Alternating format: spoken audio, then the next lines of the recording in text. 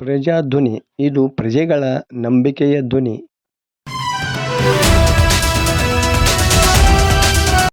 ರಾಜ್ಯ ಸರ್ಕಾರ ಜಾರಿಗೆ ತಂದಿರುವ ಗೃಹಲಕ್ಷ್ಮಿ ಯೋಜನೆ ಮಹಿಳೆಯರ ಪಾಲಿಗೆ ದೊಡ್ಡ ವರದಾನವಾಗಿದೆ.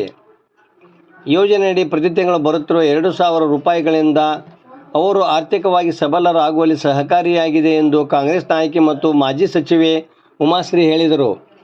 ಗದಗ ಜಿಲ್ಲೆ ಲಕ್ಷ್ಮೇಶ್ವರ ತಾಲೂಕಿನ ಸಿಗ್ಲಿ ಗ್ರಾಮದಲ್ಲಿ ಶನಿವಾರ ಹಾವೇರಿ ಗದಗ ಲೋಕಸಭಾ ಮತಕ್ಷೇತ್ರದ ಕಾಂಗ್ರೆಸ್ ಅಭ್ಯರ್ಥಿ ಆನಂದಸ್ವಾಮಿ ಗಡ್ಡದೇವರಮಠ ಮತಯಾಚನೆ ನಡೆಸಿ ಅವರು ಮಾತನಾಡಿದರು. ಈ ಸಂದರ್ಭದಲ್ಲಿ ಮಾಜಿ ಶಾಸಕರಾದ GS ಗಡ್ಡದೇವರಮಠ, ರಾಮಕೃಷ್ಣ ದೊಡ್ಮನಿ, ರಾಮಣ್ಣ ಲಮಾಣಿ, ಸುಜಾತ ದೊಡ್ಮನಿ, SP ಬಳಿಗಾರ, ರಾಜರತ್ನ ಹುಲಗೂರ, ರಾಮಣ್ಣ ಲಮಾಣಿ ಸಿಗ್ಲಿ, ಕೋಲಾರ ಗಣೇಶ, ಗೋ ತಿಪ್ಪೇಶ, ನೀಲಮ್ಮ ಬೋಳನವರ, ನಾಗರಾಜ್ ಮಡಿವಾಳರ, ಫಕೀರೇಶ್ ಮ್ಯಾಟಣ್ಣವರ, ಯಲ್ಲಪ್ಪ ತಳವಾರ, ರಾಜು ಓಲೇಕಾರ, ರಮೇಶ್ ಬಾರ್ಕಿ, ಸುರೇಶ ಸ್ವಾದಿ, ಸಂತೋಷ್ ತಾಂದಳೆ, ಶಿವಣ್ಣ ಕುರಿ, ಜಯಶ್ರೀ ಕರ್ಜಿಗಿ, ರೇಣುಕಾ ಆತಡಕರ, ದುಂಡವ್ವ ಹಾದಿಮನಿ, ರಾಮಣ್ಣ ತಳವಾರ ಸೇರಿದಂತೆ ಮತ್ತಿತರರು ಇದ್ದರು.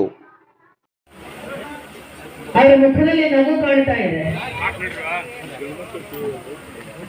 ನೋಡ್ರಿ, ಎಷ್ಟು ಚಂದ ನಗನಂತ ಕುಂತಾರ ಅವರು. ಯಾಕೆ ಪ್ರತಿಯೊಂದು ಕುಟುಂಬದಲ್ಲೂ ಒಬ್ಬ ಹಿರಿಯ ಹೆಣ್ಮಗಳಿಗೆ 2,000 ರೂಪಾಯಿ ಸರ್ಕಾರ ಕೊಡ್ತಾ ಇರೋದು ಅವ್ರಿಗೆ ಆನಂದ ಆಗಿದೆ. ಹೀಗಾಗಿ ಅವರ ಆನಂದವಾಗಿರೋದ್ರಿಂದ ಆನಂದ ಗಡ್ಡದೇವರ ಮಟ್ಟಿಗೆ ಆನಂದವಾಗಿ ಮತದಾನವನ್ನ ಮಾಡಕ್ ಮುಂದೆ